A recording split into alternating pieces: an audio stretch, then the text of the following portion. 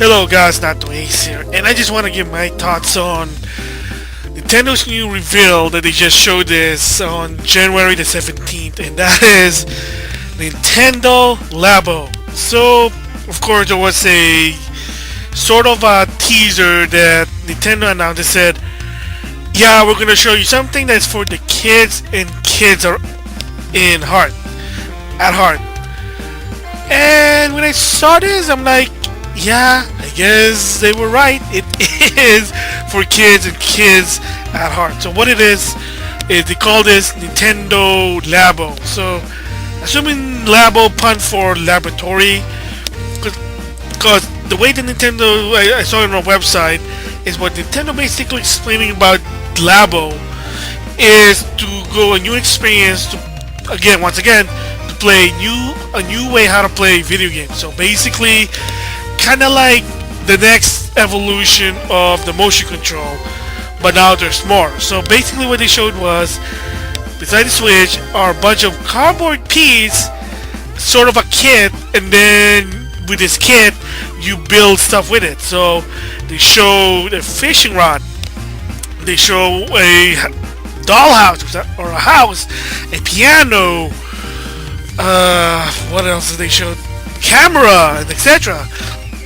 And basically, you put either the Switch console, the tablet, or the Joy-Con, and then you do something with it. So, I was watching this video with Game Explain about the piano. You put the right Joy-Con on the left side of this cardboard piano for the AR, and then you put the Switch, the monitor tablet, on front of the top front of the piano, and you start playing, and then it'll make music.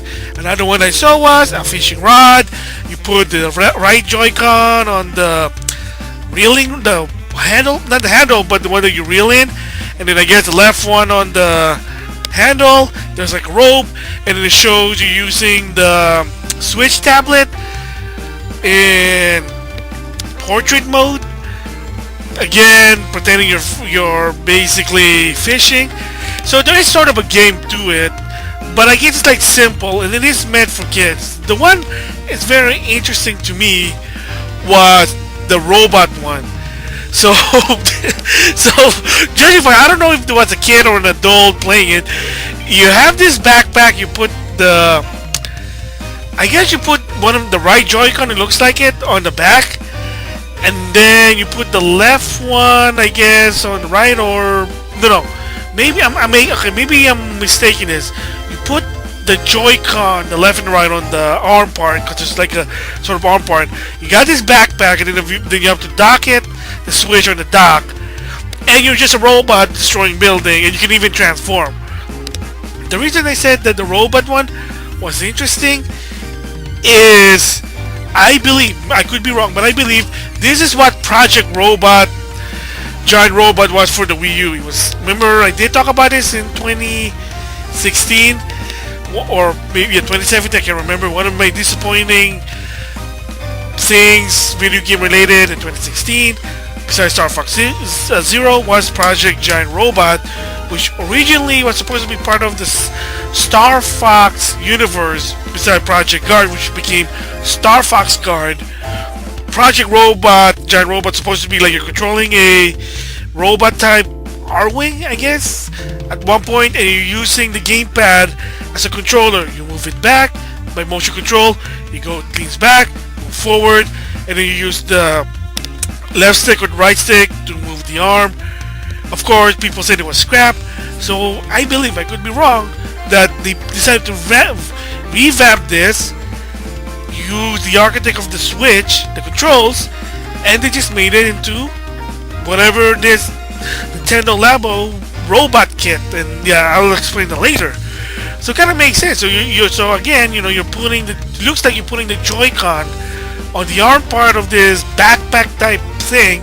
You're pretending to be a robot, and then you're just punching building. You can even transform, so that's actually interesting. But again, I can see it is for kids. So why do I believe that, and why?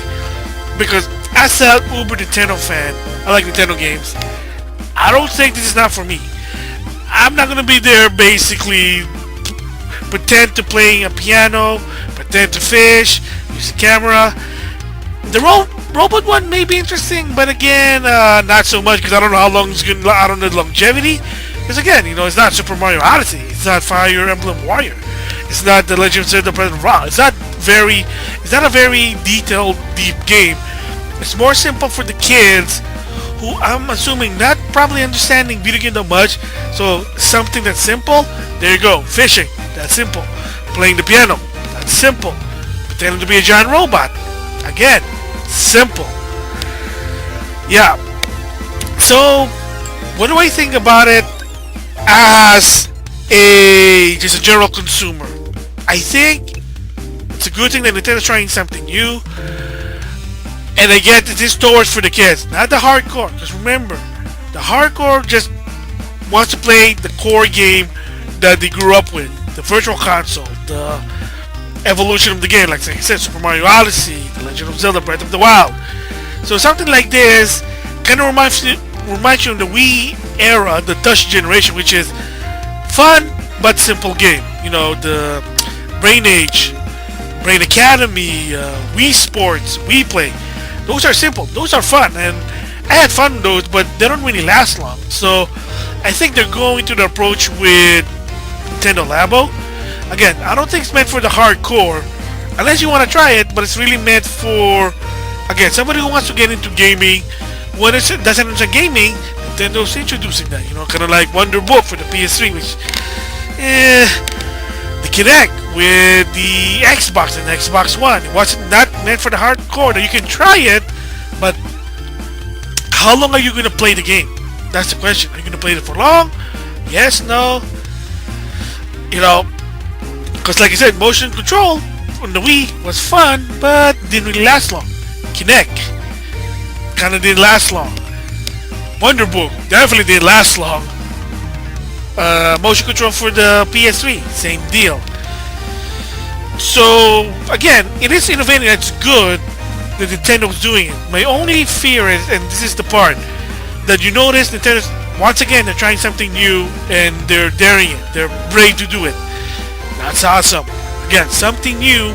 And again, like I said, it's not meant for the hardcore. It's just meant for the kids and kid at heart. Maybe not so much a casual, but somebody wants something simple. There you go. So with that, during the Wii U era, sad to say, they didn't really innovate anything. After the gamepad, the Wii U gamepad, they tried that. They kind of backed up because the sales were bad. There was no games. The Wii U was selling bad, had a bad rep. They didn't want to innovate. But now with the Switch, because it was selling fast, a lot of people were buying them. Heck, I bought one. Granted, I got coupons for it. That's why I decided to buy one. Now, once again, they're brave enough not to take a risk to do this. Will it succeed? I don't know. Maybe. I know my hypothesis, maybe the first 3 to 4 months, they might be popular, and then after a while, if people start not buying this, then maybe. That's just my hypothesis. Because again, what is the objective? Is there an ending for this type of game? Do you get achievements? Which, I don't know. Can you play it online? Again, it looks like it's simple games, but it looks fun.